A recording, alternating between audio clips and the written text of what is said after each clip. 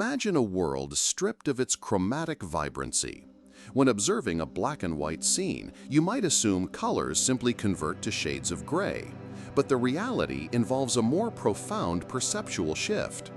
Objects previously distinct due to their hue would now rely solely on differences in brightness and texture to stand out. A field of red poppies against green grass, vibrant and clear in full color, could merge into a uniform mid-gray tapestry if their luminosity values were similar. This means visual camouflage, whether natural in a chameleon or artificial in military gear, would achieve a new, unexpected level of effectiveness, rendering targets nearly invisible against backgrounds that share similar light reflectance. Our brains, accustomed to parallel processing of color and form, would prioritize luminance contrast, sharpening our sensitivity to light and shadow to extract information previously provided by hue. Subtle variations in surface reflectivity would gain immense importance, guiding our perception through an environment where form and edge detection are the primary visual language. Furthermore, certain phenomena like rainbows, which are entirely defined by the dispersion of light into a spectrum of colors, would cease to exist as anything more than a faint, perhaps barely perceptible arc of varying brightness in the sky. This fundamental alteration would force an immediate recalibration of how we navigate and understand our surroundings, making the previously vibrant now an exercise in discerning nuanced shades of light and dark. The human retina possesses two main types of photoreceptor cells, rods and cones. Rods are highly sensitive to light and darkness, responsible for scotopic or low-light vision and detect no color. Cones, conversely, are less light-sensitive but detect color, with three types specialized for red, green, and blue wavelengths.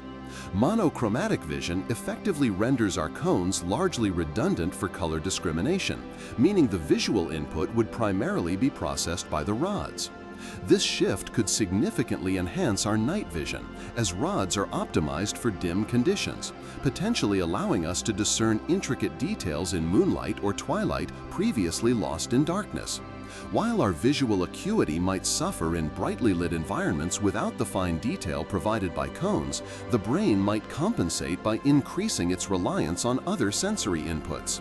Sounds would become sharper, textures more pronounced under touch, and even subtle changes in air pressure could provide additional navigational cues, as the brain reallocates processing power to make up for the diminished visual spectrum. Some animals, like deep-sea fish or certain nocturnal creatures, naturally possess predominantly rod-based vision, offering a glimpse into a world where light intensity, rather than hue, defines perception. Their survival depends on detecting movement and form in near-total darkness, a skill our monochromatic selves might inadvertently cultivate. Color often carries profound emotional and psychological weight, influencing our moods and perceptions in ways we rarely acknowledge. Red, for instance, frequently associated with passion, urgency, or danger, would simply become a darker shade of gray, losing its inherent intensity. Blue's calming effect or yellow's cheerful warmth would similarly vanish, requiring us to reinterpret emotional signals purely through context, expression, and body language. This shift would profoundly impact public safety and communication. Traffic lights, currently unambiguous with their red, yellow, and green signals, would need complete re-engineering, perhaps incorporating distinct shapes or flashing patterns to convey urgency. Warning labels for hazardous materials, currently relying on vibrant oranges or bright reds, would necessitate universal symbols or stark contrast boundaries to maintain their life-saving alerts. In a medical context, the subtle flush of a fever, the pallor of shock, or the yellowing of jaundice, crucial diagnostic cues for medical professionals, would become imperceptible, forcing reliance on instrument readings or other less immediate indicators. Even social interactions would change, as the vibrant hues of fashion that denote style or affiliation would transform into a world of texture and silhouette, with blushing becoming an invisible internal reaction. Color serves as an indispensable tool for organizing vast amounts of information, particularly in data visualization and mapping. Complex infographics, which currently use different hues to represent distinct categories or trends, would transform into intricate patterns of varying shades and textures, demanding a new literacy for interpretation.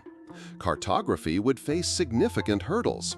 Distinguishing between land use zones, geological formations, or political boundaries on a map, currently clarified by color, would necessitate a denser application of crosshatching, stippling, or bold outlines to convey the same data.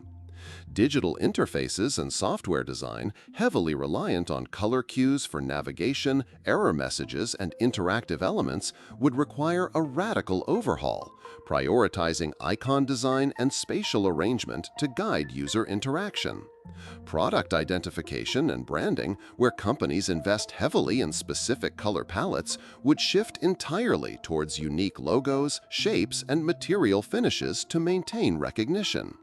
Even the natural world provides a constant stream of color-coded information. The ripeness of a fruit, the toxicity of a mushroom, or the health of a plant, all communicated through shifts in hue.